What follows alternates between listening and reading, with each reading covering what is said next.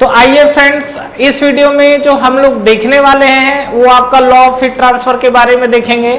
तो हालांकि जो हमारा हीट है तो हमने थर्मोडायनेमिक्स में जो देखा था वो हमारा zeroth law, first law, second law, third law of thermodynamics था। यहाँ पर हमारा जो सिनारियो चल रहा है वो हीट ट्रांसफर को लेके बात चल रहा है। तो अभी तक हमने मोड ऑफ हीट ट्रांसफर देखा हुआ है और मोड ऑफ हीट ट्रांसफर में आपको क्या क्या चीजें देखने मिली है, कंडक्शन, कन्वेक्शन और रेडिएशन। तो ये जो हमने देखा था जस्ट हमने उसको फिजिकली समझा था कि कंडक्शन, कन्वेक्शन और रेडिएशन कहाँ पर होता है। लेकिन अगर मान लीजिए मुझे कुछ चीजों को कैलकुलेट करना हो कि कंडक्शन में हीट ट्रांसफर कितना हो रहा है, कन्वेक्शन में, रेडिएशन में, तो उस चीज के लिए इसमें तीनों मोड के लिए अलग अलग लॉ दिए गए हैं। That law is very important, आपका बहुत जगह यूज होने वाला है। दूसरा चीज, जैसा कि अगर आपको याद हो, जैसे हम लोग थर्मोडायनेमिक्स पढ़ रहे थे तो थर्मोडायनेमिक्स के अंदर हम लोग क्या बात कर रहे थे, वहां पर हम लोग बात कर रहे थे हीट ट्रांसफर। जो थर्मोडायनेमिक्स में हम लोग का बात चल रहा था वो बात चल रहा था क्या, हीट ट्रांसफर। लेकिन यहां पर जो हमारा बात चलेगा एचएमटी के अंदर वो आपका चलेगा क्या, रेट ऑफ हीट ट्रांसफर। ये ध्यान रखिएगा। तो जो हीट ट्रांसफर था तो हीट ट्रांसफर की यूनिट क्या थी, यहाँ पर यूनिट थी आपकी किलो जूल। तो यहाँ पर आप देखोगे तो रेट ऑफ हीट ट्रांसफर, तो यहाँ पर आपको क्या दिखेगा, यहाँ पर आपको दिखेगा kilojoule per second, that is equal to what, kilowatt. समझ में आया कुछ? तो ये हमारा लॉ ऑफ हीट ट्रांसफर की कहानी चल रही है। और लॉ ऑफ हीट ट्रांसफर में आपको क्या समझ में आ रहा है कि अगर आपसे बोलता है हीट ट्रांसफर के लिए तो वो आपका किलो जूल होगा, और रेट ऑफ हीट ट्रांसफर बोलता है तो वो आपका क्या होगा, किलो वाट। तो यहाँ पर हम लोग पूरा रेट ऑफ हीट ट्रांसफर को लेके बात करने वाले हैं। तो आइए हम लोग समझते हैं। तो सबसे पहला लॉ ऑफ हीट ट्रांसफर के अंदर जो तीन चीजें हैं उस पर हम लोग बात करेंगे। तो सबसे पहला चीज हम लोग जो इसके अंदर देखते हैं दैट इज द कंडक्शन, जिसके बारे में हम लोग पहले पढ़ चुके हैं, अभी हमको लॉ देखना है। दूसरा चीज हम लोग इसके बारे में जो पढ़ेंगे वो हम लोग पढ़ेंगे क्या, कन्वेक्शन, ठीक है। और तीसरा चीज जो इसके बारे में हम लोग पढ़ेंगे वो क्या है आपका, रेडिएशन। तो जो इसका थर्ड पैरामीटर है दैट इज द रेडिएशन। तो वन बाय वन हम लोग इस पे मूव करते हैं। तो सबसे पहला कंडक्शन के बारे में बात करते हैं। तो कंडक्शन की कहानी किसने दी थी, फोरियर नाम का साइंटिस्ट था जिसने कंडक्शन को रिप्रेजेंट किया था। तो इसी को हम लोग क्या बोलते हैं, फोरियर लॉ ऑफ कंडक्शन। ये अलग से नाम आता है एग्जाम में, ध्यान रखिएगा। ये जो आपको बताया जा रहा है फोरियर लॉ ऑफ कंडक्शन, ठीक है। तो ये हमारा पहला चीज। अब देखिए इसने कहा क्या था, बात करते हैं। उसी तरीके से जो आपको कन्वेक्शन है, कन्वेक्शन के लिए किसने दिया था, इसको हम लोग बोलते हैं न्यूटन्स लॉ ऑफ कूलिंग। इसको किसने डिफाइन किया था, न्यूटन ने डिफाइन किया था। तो इसको हम लोग बोलते हैं क्या, न्यूटन्स लॉ ऑफ कूलिंग। तो ये आपका है कन्वेक्शन को लेकर, ठीक है, Newton's law of cooling.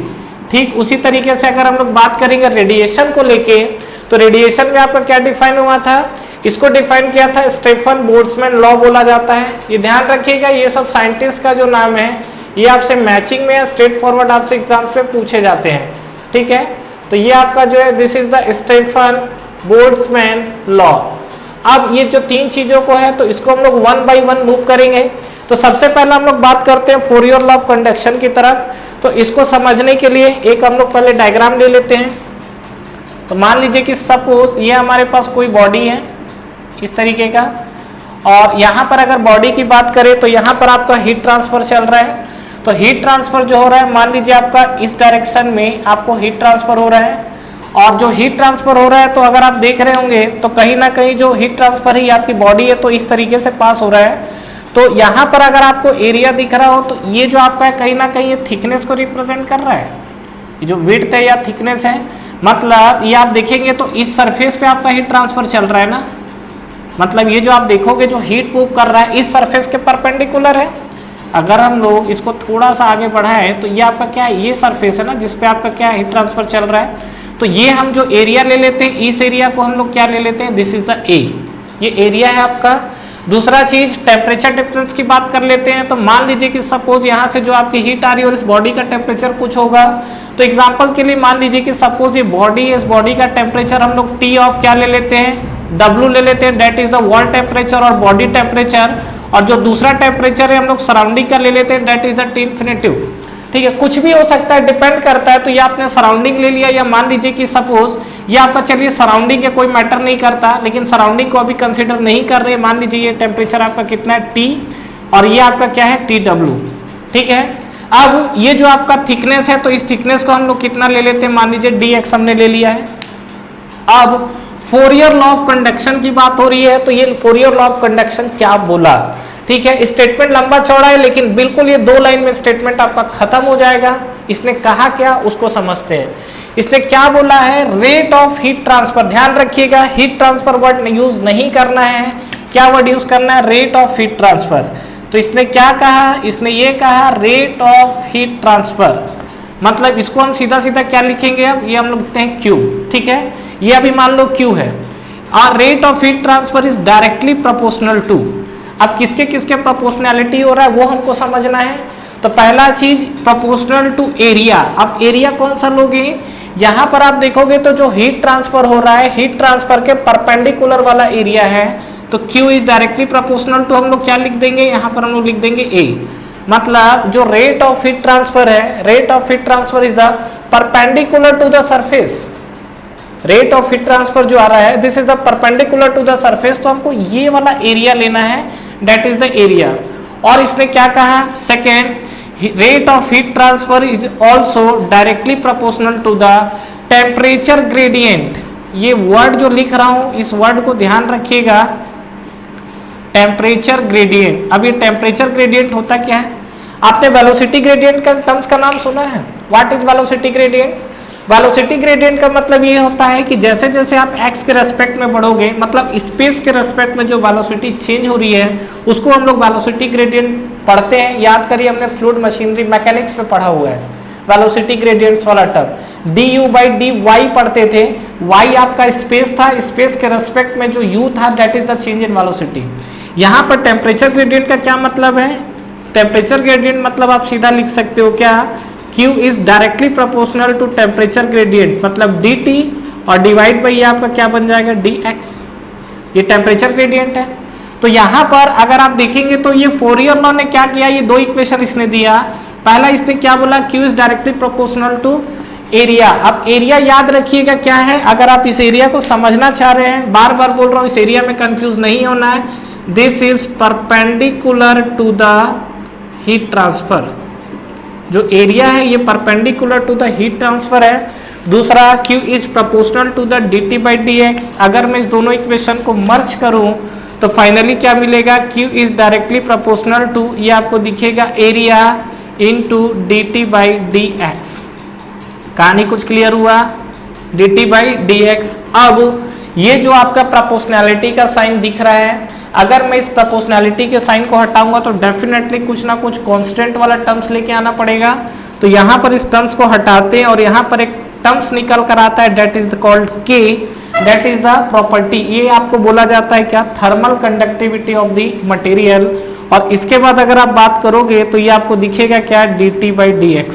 Sorry, ये तो गायब हो गया है, तो गायब क्यों होगा, ये आपका आएगा A, और नेक्स्ट आप देखोगे तो ये आपको मिलेगा क्या, dt/dx।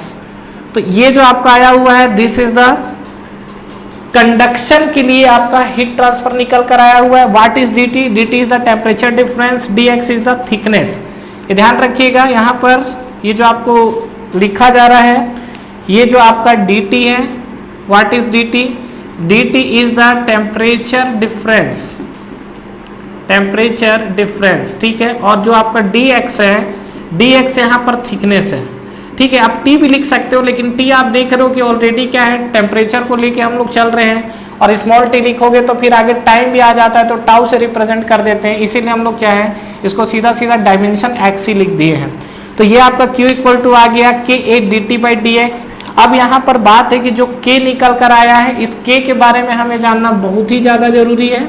ये जो हमको K दिख रहा है, व्हाट इज K, K जो है that is the thermal conductivity of the material, ठीक है। जो आपका K है, इस K को हम लोग क्या बोलते हैं, ये जो आपका K है, this is the thermal conductivity of the material. इस चीज को ध्यान रखिएगा, ये आपका जो K है, ये K आपका प्रॉपर्टी ऑफ द मटेरियल को रिप्रेजेंट करता है।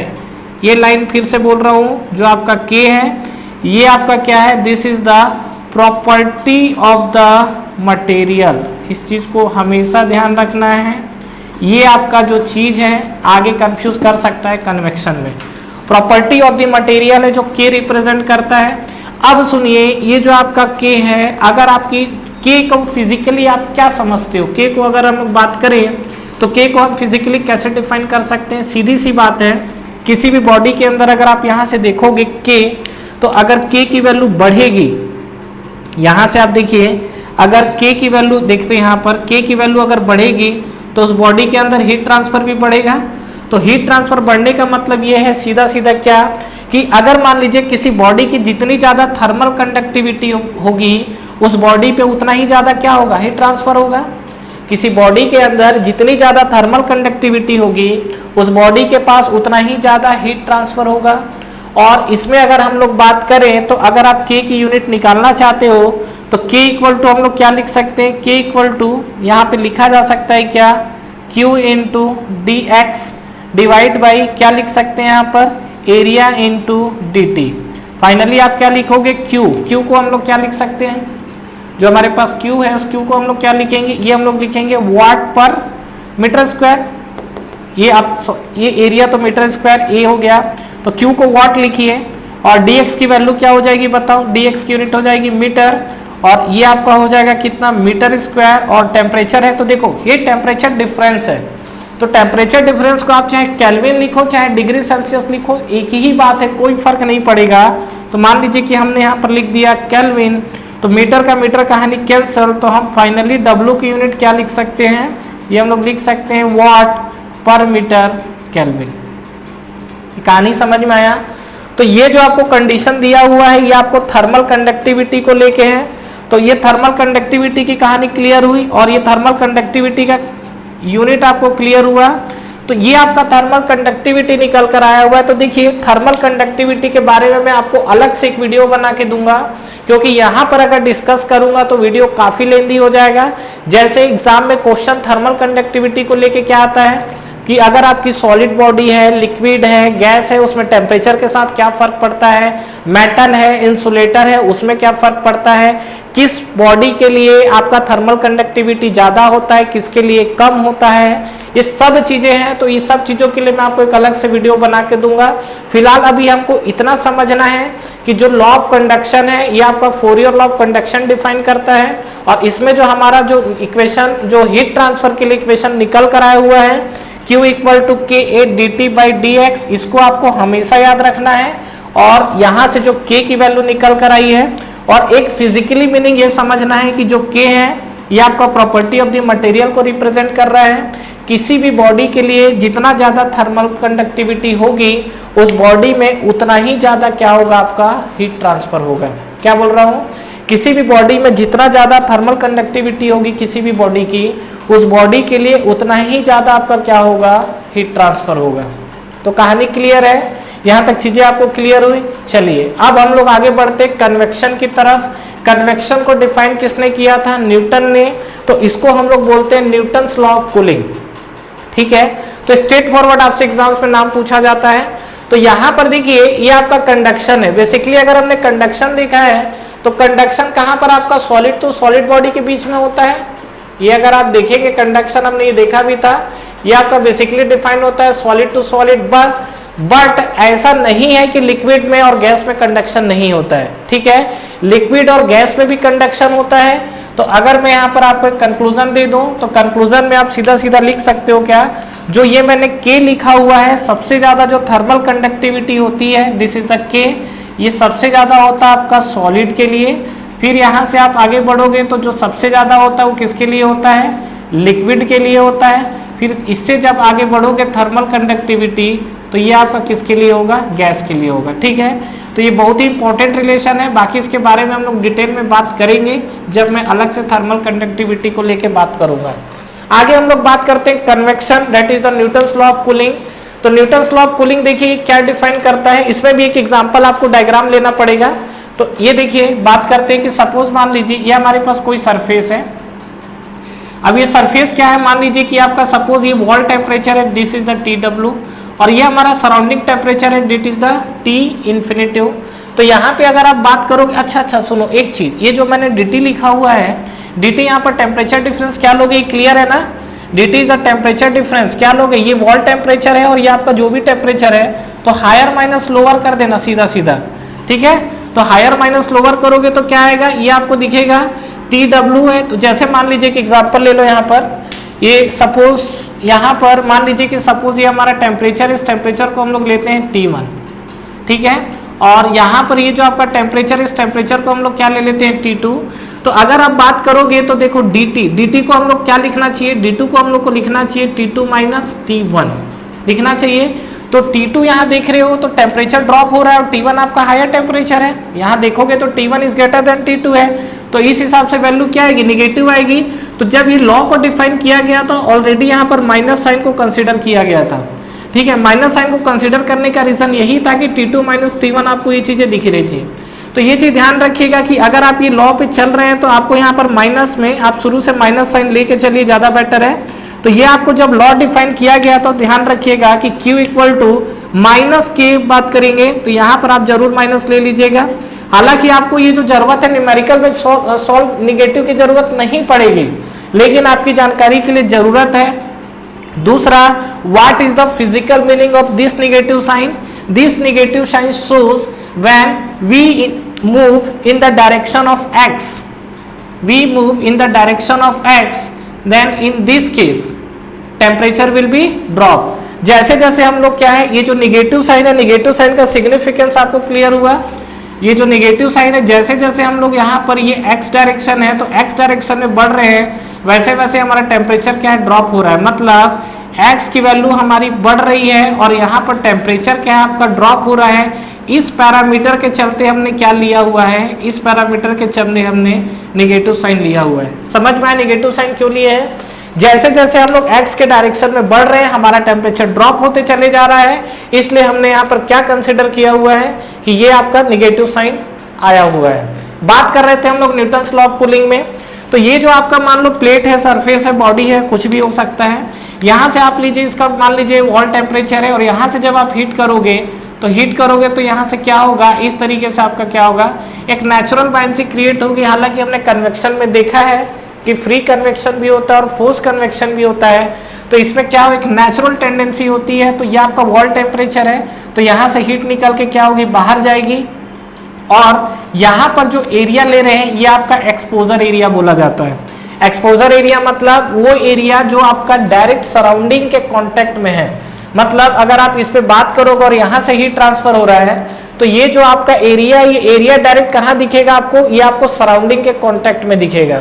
यहाँ पे जैसे हम लोग बात कर रहे थे तो ये एरिया हमारे पास क्या दिख रहा था, यहाँ पर एरिया था जो हीट ट्रांसफर हो रहा है उसके परपेंडिकुलर वाला एरिया, ठीक है। मतलब आप यहाँ पर एरिया लोगे तो क्या दिखेगा आपको, dx और इतना जो इसका विड्थ दिखेगा। यहाँ पर जो आप एरिया कंसिडर करोगे ये आपको एरिया, एक्सपोजर एरिया, ये वाला पोर्शन है, ये लेना पड़ेगा।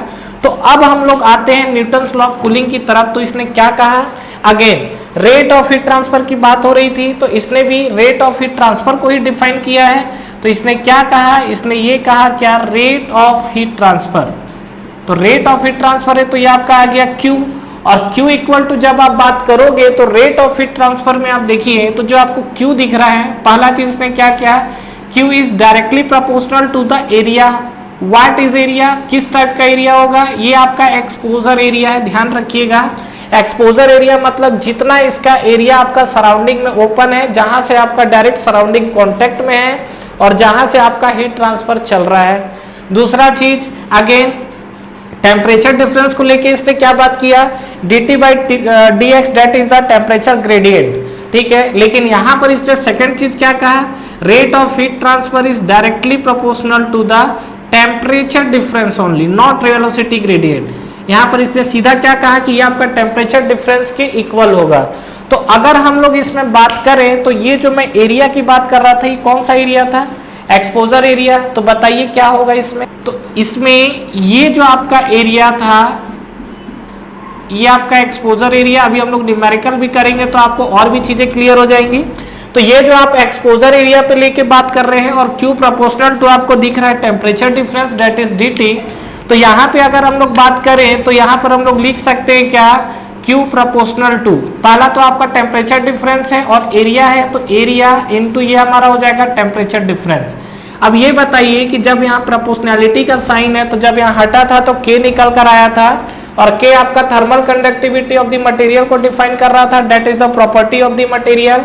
लेकिन यहाँ पर अगर मैं प्रोपोर्शनैलिटी साइन की बात करूंगा तो जब यहाँ पर हटेगा प्रोपोर्शनैलिटी साइन तो यहाँ भी एक कांस्टेंट टर्म्स निकल कर आता है, दैट इज कॉल्ड H, और आपका A इंटू dt तो आपका एज इट इज है। अब बात है जो H आया हुआ है, H को हम लोग क्या बोलते हैं, व्हाट इज H? अगर हम लोग H को डिफाइन करना चाहे तो इस H को हम लोग क्या बोलेंगे, H is the heat transfer coefficient. जो आपका H आया हुआ है, H is the heat transfer coefficient. अब ये जो हीट ट्रांसफर कोफिशिएंट आया है तो पहला चीज जो K निकल कर आया था, this is the property of the material. ध्यान रखिएगा H is not a property of the material, मतलब ये ध्यान रखिएगा कि जो आपका H है, H is not a property. ये जो आप मैं बात कर रहा हूं H आपका प्रॉपर्टी नहीं है, इसको बिल्कुल हाईलाइट करके रखिएगा। तो बात है कि H किस पैरामीटर पे डिपेंड करेगा, H आपका डिपेंड करता है thermophysical parameter of the fluid. Thermophysical parameter का मतलब क्या समझ में आया? अगर हम लोग बात करें यहाँ पर तो देखिए, यहाँ पर थोड़ा सा हम लोग जगह बनाने की कोशिश करते हैं, थोड़ा सा H के बारे में जानने की कोशिश, ठीक है। जो आपका H है, H आपका जो डिपेंड करता है, ये जो आपका H है, H depends on thermophysical property of the fluid. अब ये थर्मोफिजिकल कौन सी नई प्रॉपर्टी आ गई है, thermophysical property of the fluid, thermophysical property of the fluid. अब इसमें हम लोग बात करेंगे तो जो H है हमारा, ये किस पे डिपेंड कर रहा है, thermophysical property of the fluid पे। और इस H की वैल्यू अगर हम लोग निकालना चाहते हैं तो देखिए बात, ये थर्मोफिजिकल प्रॉपर्टी जो हमने लिखा है, ये क्या होता क्या चीज है थर्मोफिजिकल प्रॉपर्टी? थर्मोफिजिकल प्रॉपर्टी मतलब जो आपकी फ्लूइड है उसकी कुछ प्रॉपर्टी, जैसे रो, म्यू, सीपी, के, क्या है ये, density, viscosity, specific heat, thermal conductivity, ये सब किसका, फ्लूइड का। किसका डिफाइन होगा, ये फ्लूइड का। तो जो आपका H है, ये H आपका किस पे डिपेंड करता है, H आपका डिपेंड करता है thermophysical property of the fluid, इसीलिए आपका ये क्या है, प्रॉपर्टी नहीं है। जैसा हम लोग को K समझ में आया था कि जो आपका K निकल कर आया था, K is the property of the material था, जितना ज्यादा K होगा उतना ज्यादा उस पर हीट ट्रांसफर हो रहा था। लेकिन H के साथ क्या है कि H के साथ हीट ट्रांसफर डेफिनेटली, H बढ़ेगा तो हीट ट्रांसफर भी बढ़ेगा। लेकिन जो ये आपका H बढ़ रहा है, ये H किस पे डिपेंड कर रहा है, इस पैरामीटर पे। मतलब अगर आपको H बढ़ाना है तो कहीं ना कहीं ये सब पैरामीटर H से रिलेटेड है। जैसे जैसे आप इस पैरामीटर को वेरी कराएंगे वैसे वैसे आपको क्या दिखेगा, H दिखेगा। तो यहाँ पर जैसे हमने कन्वेक्शन के लिए बात किया था तो हमने दो तरीके की चीजें बात की थी। एक आपका इसमें होता था क्या, फ्री कन्वेक्शन, और एक क्या होता था आपका फोर्स कन्वेक्शन, याद है। तो ये जो पैरामीटर है ये आपका फ्री कन्वेक्शन के लिए है। अगर आप फोर्स कन्वेक्शन में जाओगे तो आप ब्लोअर या फैन लगाओगे, जो एक्सटर्नल मीन लगाते हैं, तो उसमें कौन सा पैरामीटर और इंक्लूड हो जाएगा, डेफिनेटली वेलोसिटी आ जाएगी। तो ये जो आपका इसमें देखिए कहीं भी आपको वेलोसिटी वाला टर्म्स नहीं है, तो ये आपका नेचुरल कन्वेक्शन के लिए है। खैर इसके बारे में भी हम लोग आगे बात करने वाले हैं, बट फिर भी अगर हम लोग बात करें यहाँ पर फोर्स कन्वेक्शन के लिए, तो फोर्स कन्वेक्शन के साथ क्या हो जाएगा, फोर्स कन्वेक्शन पे अगर हम लोग बात करें तो फोर्स कन्वेक्शन के साथ क्या हो जाएगा आपका, ये आपका रो म्यू सीपी के, ये तो आपका रहने ही वाला है नो डाउट, रो म्यू सीपी के। इसके साथ आपकी पैरामीटर आएगा वेलोसिटी, और आपका आएगा D. What is D? D is the characteristic characteristic dimensions आप बोलिए सीधा सीधा। तो इसके बारे में देखिए, अगर आपको याद हो कन्वेक्शन में, तो अभी तो हमने नहीं पढ़ा है लेकिन शायद आप जानते हो तो बात अलग है, नहीं जानते हो तो समझेंगे हम लोग आगे। क्या हम लोग नसेल्ट नंबर पढ़ते हैं, प्रंडल नंबर पढ़ते हैं, ग्रेसॉफ नंबर पढ़ते हैं, ये सब नंबर पढ़ते हैं। ये सब नंबर क्या करता है, ये जो कन्वेक्शन में जो अलग अलग पैरामीटर है ना, इसी पैरामीटर को रिलेशनशिप में कन्वर्ट करके एक डायमेंशनलेस चीजों में कन्वर्ट करके क्या करता है, हमें कुछ चीजें वो इन्फॉर्मेशन देता है। तो उसके बारे में भी हम लोग बात करेंगे, लेकिन फिलहाल जो ये कन्वेक्शन की कहानी चल रही है, कन्वेक्शन के लिए चीजें क्लियर है जो हमने बात किया है। यहाँ पर अभी तक जो आपसे स्ट्रेट फॉरवर्ड जो पूछा जाता है question, again rate of heat transfer जो है तो ये आपका HADT, ठीक है, और दूसरा ये न्यूटन्स लॉ ऑफ कूलिंग, इसका नाम पूछेगा, ठीक है। एच को लेके भी हम लोग आगे बात करेंगे, उसके लिए फिर से मैं नेक्स्ट वीडियो बता दूंगा। नेक्स्ट हम लोग बात करते हैं स्टेफन बोल्ट्जमैन लॉ। अब ये स्टेफन बोल्ट्जमैन लॉ क्या बोलता है इसको हम लोग समझते हैं। जो स्टेफन बोल्ट्जमैन लॉ है इसको हम लोग समझते हैं कि इसका क्या कहानी है। तो यहां पर क्या बोल रहा है, पहला चीज ये स्टेफन बोल्ट्जमैन लॉ जो डिफाइन किया था लॉ, सबसे बड़ी खास बात कि स्टेफन बोल्ट्जमैन लॉ जब डिफाइन किया था तो इसने जो बॉडी को, देखिए यहां पर आपने जो बॉडी ली है इसमें आपने बॉडी के साथ कोई रेस्ट्रिक्शन लिया है क्या, कोई बॉडी है। हालांकि फोरियर लॉ ने कुछ एजम्पशंस लिए थे, उस एजम्पशंस के बारे में भी हम लोग बात कर लेंगे, लेकिन यहाँ पे अगर आप बात करोगे स्टेफन बोल्ट्जमैन लॉ को लेके तो इसने सबसे पहला दिक्कत ये है कि जो बॉडी इसने कंसिडर की वो बॉडी इसकी कैसी बॉडी थी, ये आपकी उसने जो बॉडी कंसिडर किया था दैट इज ब्लैक बॉडी। तो सबसे पहले तो हमको ब्लैक बॉडी समझना पड़ेगा कि ब्लैक बॉडी होता क्या चीज है, क्या होता है black body, what is black body. जो दिखने में ब्लैक हो ब्लैक बॉडी होगा, ये स्ट्रेट फॉरवर्ड क्वेश्चन एग्जाम में आया हुआ है कि जो बॉडी दिखने में ब्लैक हो वो ब्लैक बॉडी होगी, ऐसा कुछ भी नहीं है। ब्लैक बॉडी का खासियत क्या है, पहला चीज वो अपने अंदर जितने भी हीट आती है सभी के सभी मतलब 100% हीट को एब्जॉर्ब कर लेता है। दूसरा, अगर उसका आप एमिशन देखोगे तो 100% एमिशन भी रहता है, ठीक है। किरचॉफ लॉ भी है जिसके बारे में हम लोग आगे भी बात करेंगे। तो यहाँ पर अगर आप समझोगे स्टेफन बोल्ट्जमैन लॉ को लेके तो जो आपका स्टेफन बोल्ट्जमैन लॉ है किसके लिए डिफाइन होता है, आपका डेफिनेटली ब्लैक बॉडी के लिए। और ब्लैक बॉडी की जब बात हुई है तो मैं आपको यहाँ पर एक एग्जांपल दे देता हूँ, जैसे हमारा होता है ice, ice is the example of black body. Second snowfall, ये सब जो है ये सब आपके किसको डिफाइन करते हैं, ब्लैक बॉडी को डिफाइन करते हैं, ठीक है। तो इसने क्या कहा, इसने क्या कहा कि जो ब्लैक बॉडी होती है उस ब्लैक बॉडी के लिए जो आपका एमिशन होता है, ठीक है, तो एमिशन है किसके लिए, ब्लैक बॉडी के लिए। तो ई ऑफ बी लिख दिया हूं, ई ऑफ बी आपका क्या रिप्रेजेंट कर रहा है, ठीक है, एमिटेड हीट ट्रांसफर, या आपका हीट ट्रांसफर एमिशन हो रहा है, ठीक है, heat transfer per unit area में, ये ध्यान रखिएगा, heat transfer per unit area, per unit area. इसके लिए देखिए एच की वैल्यू हमने एच की यूनिट नहीं निकाली है, तो इसका भी अभी एच का यूनिट हम लोग निकाल लेंगे। तो ई भी आपका क्या, heat transfer per unit area. तो इसने क्या कहा, स्टेफन बोल्ट्जमैन लॉ ने इसने सीधा सीधा क्या कहा, E B is directly proportional to temperature की पावर 4, ठीक है, ये इसने कहा। अब बात है कि ये जो आपका टी है ये तो सीधा सीधा आपका सिंगल टी दिया हुआ है, तो अगर आप इसके अंदर टेम्परेचर डिफरेंस देखेंगे तो आपको क्या दिखेगा, आप सीधा सीधा बोल सकते हो क्या, E B is directly proportional to जो आपका डेल टी है, del T that is the temperature change, इसकी पावर क्या आएगी आपकी 4 आएगी। अब इस चीज को समझिए कि एक्चुअली क्या चीजें रिप्रेजेंट कर रहा है। तो ये आपका जो हीट ट्रांसफर है, पहला चीज ब्लैक बॉडी के लिए बोल रहा है, और ये पर यूनिट एरिया में बात कर रहा है, that is directly proportional to T की पावर और डेल टी की पावर 4। अब यहाँ पर जो आपको प्रोपोर्शनैलिटी हटेगा तो डेफिनेटली कांस्टेंट निकल कर आएगा। तो ध्यान देना कि जैसे वहां के निकल कर आया था तो के ने अपना ये नहीं कहा था कि फोरियर कंडक्शन है, के जो आया था प्रॉपर्टी ऑफ द मटेरियल था, एच भी जो था वो हीट ट्रांसफर कोफिशिएंट का नाम दिया गया था, इसने अपना नाम नहीं दिया था। लेकिन यहाँ पे जो कांस्टेंट निकल कर आया उसकी वैल्यू हो गई फिक्स, जो यहाँ पर कांस्टेंट निकल कर आया हुआ है उसकी वैल्यू हो गई फिक्स, और वो कांस्टेंट टर्म्स को हम लोग क्या बोलते हैं, इसको हम लोग डिफाइन करते हैं सिग्मा से। तो सिग्मा इंटू क्या बन गया, टी की पावर 4। ये किसी भी आपका क्या है जो आपकी रेडिएटिंग बॉडी, डेल टी आप ले लेना, हीट ट्रांसफर के लिए ज्यादा बेटर है, ठीक है। अगर चेंज इन हीट ट्रांसफर बोलेगा तो ले लेना। यहाँ पर जो आपका ब्लैक बॉडी के लिए जो आपका एमिशन चल रहा है ब्लैक बॉडी के साथ वो सिग्मा इंटू टी की पावर 4, और जो यहाँ पर सिग्मा वाला टर्म्स हमको दिख रहा है, ये सिग्मा को हमने क्या नाम दिया हुआ है, सिग्मा की वैल्यू फिक्स होती है, कितना होता है सिग्मा की वैल्यू, याद है बताइए, 5.67 इंटू 10 टू पावर -8। अब आपको इसकी यूनिट निकालनी पड़ेगी। यूनिट निकालने के लिए क्या होगा, यहाँ पर आप देखेंगे तो सिग्मा, सिग्मा इक्वल तो हम लोग क्या लिख सकते हैं, E B divide by T की पावर 4।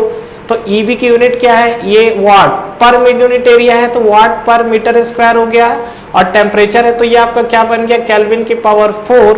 तो जब आप सिग्मा को डिफाइन करेंगे तो हम सिग्मा की यूनिट क्या लिख सकते हैं, वाट पर मीटर स्क्वायर केल्विन की पावर 4। क्या बोल रहा हूं? वाट पर मीटर स्क्वायर केल्विन की पावर 4। तो ये कहानी आपको क्लियर है। तो ये चीज जो निकल कर आया, दिस इज द सिग्मा। ये जो आपको वैल्यू निकल कर आई है, ये क्या है? आपको सिग्मा है। अब ये जो सिग्मा है, इसका नाम हम लोग क्या देते हैं? इसको हम लोग बोलते हैं Stefan Boltzmann constant. Stefan Boltzmann constant, ठीक है। ये आपको सिग्मा को डिफाइन किया हुआ है, स्टेफन बोल्ट्जमैन कांस्टेंट। तो यहां पर ये जो चीजें डिफाइन हो रही है, ये सिग्मा को लेके डिफाइन कर रहा है, ध्यान रखिएगा। यहां पर हम लोग बात कर रहे थे कि हमने h की यूनिट नहीं निकाली है, तो एक बार हम लोग h की यूनिट निकाल लेते हैं। तो h इक्वल टू आपको क्या दिखेगा? h इक्वल टू निकालोगे तो दिखेगा Q डिवाइड बाई, ये आपको दिखेगा एरिया इंटू dt। तो आगे हम लोग बात करेंगे तो हमको क्या मिलेगा? तो यहाँ पर आप बात कर रहे हो Q, तो Q की यूनिट क्या हो जाएगी? तो Q यहाँ पर क्या? रेट ऑफ हीट ट्रांसफर, तो वॉट लिख दिया सीधा सीधा। यहाँ पर आप देखोगे तो ये आपका हो जाएगा मीटर स्क्वायर एरिया की यूनिट, और टेम्परेचर है तो आप सीधा डिफरेंस है केल्विन या डिग्री सेल्सियस लिख सकते हैं। तो इस केस में आपको क्या मिलेगा? जो H की यूनिट मिलेगी, H की यूनिट आपको मिल रहा है वाट पर मीटर स्क्वायर केल्विन। तो ये आपको मिला यूनिट। यूनिट को लेके लोग अच्छा खासा कंफ्यूज होते हैं, तो कंफ्यूजन नहीं होना है। दोनों में आप देख लो, जो K की यूनिट हमने निकाला है वाट पर मीटर केल्विन है, और H की यूनिट में वाट पर मीटर स्क्वायर केल्विन है। और जब आप सिग्मा जो कांस्टेंट निकाले हो 5.67 इंटू 10 टू पावर 8 माइनस 8 वाट पर मीटर स्क्वायर केल्विन की पावर 4, ठीक है। अब देखिए यहां पर ये वैल्यू आपकी बिल्कुल फिक्स है, जो हमने सिग्मा को लेके बात किया हुआ है। तो सिग्मा तो आपका डिपेंडेंसी खत्म हो गया ना, जब उसने सिग्मा की वैल्यू फिक्स करके दे दी, तो सिग्मा की वैल्यू की डिपेंडेंसी खत्म हो गई। लेकिन यहाँ पर जो K है, K आपका प्रॉपर्टी ऑफ द मटेरियल है, मतलब जैसे जैसे मटेरियल वेरी करेगा वैसे वैसे K की वैल्यू भी वेरी करेगी। उसी तरीके से हम लोग बात कर रहे थे H का, तो H आपका thermophysical property of the fluid के ऊपर डिपेंड करेगा। अब मान लीजिए आपके पास फ्लूइड में एयर है या वाटर है, वाटर किस क्वालिटी का है, एयर किस क्वालिटी का है, इस चीज को आपको डिफाइन करना पड़ेगा। और इस चीज को डिफाइन करने के लिए आपको H की वैल्यू भी क्या होगी? चेंज होते रहेगी। सेकेंड चीज, अगर आप फ्री कूलिंग कर रहे हो, मतलब फ्री कन्वेक्शन हो रहा है, तो चीजें कुछ स्लोली कूलिंग होगी। लेकिन अगर आप ब्लोअर या फैन लगा रहे हो, मतलब फोर्स्ड कूलिंग कर रहे हो, तो उस टाइम कूलिंग आपका कैसा होगा? फास्ट होगा। तो ये आपका H जो है, यहाँ पर K के वैल्यू के लिए भी हमको अलग से बात करना पड़ेगा, H की वैल्यू को लेके भी हमको अलग से बात करनी पड़ेगी। लेकिन ये जो आपका रेडिएशन है, रेडिएशन में सीधा सीधा फिक्स सिनारियो है कि जो आपको सिग्मा मिला वो सिग्मा की वैल्यू फिक्स होती है। तो इसमें आपका कोई भी चेंजेस नहीं है, सीधा सीधा आपको टेम्परेचर देखना है, टेम्परेचर की वैल्यू रखेंगे तो ये आपको मिल जाएगा ब्लैक बॉडी के लिए, ठीक है। दूसरा चीज मैंने आपको बताया था कि दुनिया में जितनी भी बॉडी है, सब बॉडी में क्या होता है? रेडिएशन होता है। अगर मान लीजिए ये आपका टेम्परेचर कम है, अगर ये आपका जो टेम्परेचर अगर मान लो कम है, तो ये कम है तो पावर 4 करोगे और 10 टू पावर -8 है, तो 10 टू पावर -8 रखोगे तो ये दोनों को बराबर ही कर देगा।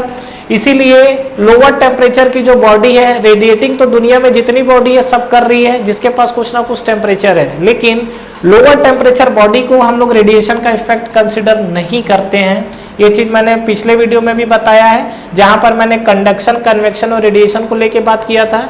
तो जो हमारी लोअर टेम्परेचर की जो बॉडी है, वो हमारा उसमें रेडिएशन का इफेक्ट होता है, रेडिएशन तो होता है लेकिन उसका इफेक्ट बहुत नेग्लेक्ट आता है। That's why we are not consider radiating effect in the lower temperature body, ठीक है। ठीक उसी तरीके से ये आपका क्या था? EB की वैल्यू है। अगर हाई टेम्परेचर बॉडी है तो उसमें डेफिनेटली आपका टेम्परेचर ज्यादा होगा, और टेम्परेचर ज्यादा होगा तो उस कंडीशन में क्या होगा? आपको डेफिनेटली ये रेडिएटिंग जो आपकी बॉडी है इसका आपको कुछ ना कुछ इफेक्ट दिखेगा। कहानी क्लियर है, ठीक है। तो ये आपका जैसे ब्लैक बॉडी को डिफाइन कर रहे थे, तो ब्लैक बॉडी में क्या है? एक तो आपका आइस है, ये आपका आइस की वैल्यू जो होती है, देखिए ब्लैक बॉडी को अगर आप सीधा सीधा डिफाइन करेंगे, जो परफेक्ट ब्लैक बॉडी होती है उसके लिए जो एब्जॉर्प्शन को हम लोग अल्फा से रिप्रेजेंट करते हैं, ठीक है। एब्जॉर्प्शन कैपेसिटी क्या होता है सब भी हम लोग आगे बात करेंगे। तो यहाँ पर जो एब्जॉर्प्टिविटी होती है ब्लैक बॉडी का, अल्फा ऑफ बी लिख देते हैं, this is alpha of B. ये आपको इक्वल टू क्या मिल रहा है? 1 मिल रहा है, ठीक है। एक और आपसे एग्जाम में पूछा हुआ क्वेश्चन है कि वो ब्लैक बॉडी की तरह ट्रीट करता है कि नहीं। तो पहला चीज, ब्लैक बॉडी वो बॉडी है जो ब्लैक दिखती, ऐसा नहीं है। ब्लैक बॉडी वो बॉडी है जो अपने ऊपर आने वाली पूरी रेस को क्या कर ले, एब्जॉर्ब कर ले, और एब्जॉर्ब करने के बाद अपने से बाहर न जाने ना दे। जैसे आइस है, अगर आप आइस की प्रैक्टिकल वैल्यू देखना चाहते हो अल्फा के लिए, तो आइस का जो है करीब करीब यह आता है 0.985 के करीब। यहाँ पर ये स्टीफन बोल्ट्जमैन लॉ, इसको थोड़ा इधर लिख देते हैं हम लोग, ठीक है। ये जो आइस है, आइस के लिए जो अल्फा की वैल्यू निकल कर आती है, ये करीब करीब आता है 0.985, दैट इज ऑलमोस्ट और क्लोज इक्वल टू 1। तो ये अल्फा ब्लैक बॉडी के साथ निकल कर आया हुआ है। अगर आप स्नोफॉल की बात करेंगे तो स्नोफॉल का भी ऑलमोस्ट क्या, स्नोफॉल समझ में आता है, शिमला उमला जाओगे जनवरी फरवरी के महीने में तो वहां जो बर्फ गिरती है दैट इज कॉल्ड स्नोफॉल। खैर पता होगा आप लोग को, आप लोग ये सब चीज में मास्टर हो वैसे भी, ठीक है। उस तरीके से एक एग्जाम्पल और, that is the very important example जो आपसे एग्जाम में पूछा हुआ क्वेश्चन है। आपसे क्वेश्चन क्या पूछा हुआ है, ध्यान दीजिएगा, यहाँ पर बता रहा हूं। ये आपका मान लीजिए एक आपकी ये कोई बॉडी है, ठीक है। इस बॉडी में क्या किया इसने, छोटा सा होल कर दिया है। ये बॉडी है और इस बॉडी में इसने छोटा सा होल किया हुआ है, ठीक है। और क्या कर रहा है, इसके अंदर इसने कोई रेस को पास कर दिया, इसने ये रेस को पास कर दिया। अब ये बोल रहा है कि क्या ये बॉडी ब्लैक बॉडी की तरह ट्रीट करेगी कि नहीं करेगी। बॉडी कैसा नहीं पता, बॉडी बिल्कुल एक नॉर्मल कंटेनर की तरह है, नॉर्मल कंटेनर है, उसमें एक छोटा सा होल है, उस होल में इसने क्या कर दिया, रेस को पास कर दिया है। तो जब यहाँ से रेस इसके अंदर पास होगी तो क्या ये बॉडी के अंदर क्या चेंजेस होगी, ये बॉडी जो है ये किस तरीके का ट्रीट करेगी, उसके बारे में हम लोग समझते हैं। तो देखिए क्या होगा, सबसे पहला चीज, यहाँ से आपकी बॉडी आई, बॉडी आने के बाद यहाँ से आने के बाद ये बॉडी देखो टकराएगा, रेस, रेस टकराने के बाद यहाँ मान लो सपोज डिफ्लेक्ट हुई, डिफ्लेक्ट होने के बाद फिर मान लो यहाँ पर हुई, फिर मान लो यहाँ से जाने के बाद इधर गई, फिर गई इधर, धीरे धीरे क्या होगा, टकराते रहेगा, और टकराने के बाद इसकी एनर्जी धीरे धीरे डिमिनिश होते चले जाएगी, खत्म होते चले जाएगी, और एक पॉइंट ऐसा आएगा कि जहां पर इसकी एनर्जी जाके अंदर ही खत्म हो जाएगी। तो क्या मैं बोल सकता हूं कि ये जो बॉडी है, इस बॉडी के अंदर जो रेस गई, उस रेस की पूरी एनर्जी को इसने एब्जॉर्ब कर लिया, डेफिनेटली कर लिया है। क्या बोल रहा हूं, ये बॉडी के अंदर एक रेस आया, रेस आने के बाद ये क्या है, एक छोटा सा होल था, तो रेस आने के बाद वो रेस मल्टीपल डायरेक्शन में टकरा रही है, लेकिन वो रेस बाहर निकली नहीं। और रेस जितने बार किसी सरफेस से टकराएगी उतने बार अपनी एनर्जी को क्या करेगी, खत्म करेगी। अब खत्म करेगी तो एक पॉइंट पे आने के बाद उसकी एनर्जी तो खत्म हो गई। तो जब उसकी एनर्जी खत्म हो गई तो एक पॉइंट ऐसा आ गया कि मतलब मैं बोल सकता हूं कि ये जो बॉडी है, ये बॉडी अपने अंदर जो रेस आने वाली है उस रेस को पूरा का पूरा क्या कर लिया, एब्जॉर्ब कर लिया है, डेफिनेटली। तो इस तरीके की जो बॉडी है, इस तरीके की बॉडी क्या ब्लैक बॉडी की तरह बोल सकते हैं, ट्रीट कर रही है, बिल्कुल कर रही है। क्योंकि ब्लैक बॉडी का हमने एग्जांपल क्या दिया था, ब्लैक बॉडी है जिसकी एब्जॉर्प्टिविटी 1 होती है, जो मतलब अपने ऊपर आने वाले पूरे रेस को क्या कर लेता है, एब्जॉर्ब कर लेता है। ठीक वही काम ये भी कर रहा है, ठीक है। तो आई होप फ्रेंड्स आपको यहाँ पर जो कंडक्शन, कन्वेक्शन और रेडिएशन की जो कहानी है, ये कहानी आपको जरूर क्लियर हुआ होगा। और यहाँ पर जो फोरियर लॉ और न्यूटन्स लॉ और स्टीफन बोल्ट्ज लॉ की कहानी चल रही थी, ये भी चीजें आपको पूरी क्लियर हुई है। तो इस चीज को ध्यान रखिएगा, ये जो चीजें आपसे डिस्कस की गई है। और बाकी हम लोग बात करते हैं, जैसे हमारा थर्मल कंडक्टिविटी को लेके है, और ये आपका H जो है हीट ट्रांसफर कोफिशिएंट को लेके है। ये सब चीजों के बारे में हमको पूरा डिटेल में बात करेंगे अलग अलग वीडियोस के थ्रू। तो यहाँ पर जो हमने देखा है, एक बेसिक जो लॉ था हीट ट्रांसफर को लेके, वो हीट ट्रांसफर के बारे में हमने ओवरऑल डिस्कशन किया है। Thank you very much for watching this video. Friends, इस वीडियो को लाइक करिए, ज्यादा से ज्यादा फ्रेंड्स के साथ शेयर करिए, और इस चैनल को सब्सक्राइब करना ना भूलें, और बेल नोटिफिकेशन जरूर प्रेस करिएगा, जिससे जो भी लेटेस्ट वीडियो अभी आ रहे हैं और जो भी आपके वीडियोस अपलोड हो रहे हैं वो आप तक पहले पहुंचे। और फ्रेंड्स, हमारा टेलीग्राम चैनल भी है जिसको आप ज्वाइन कर सकते हैं, जिसका लिंक नीचे आपको डिस्क्रिप्शन में और फर्स्ट कमेंट बॉक्स पे मिल जाएगा। तो ठीक है फ्रेंड्स, तैयारी करते रहिए। Wish you all the best.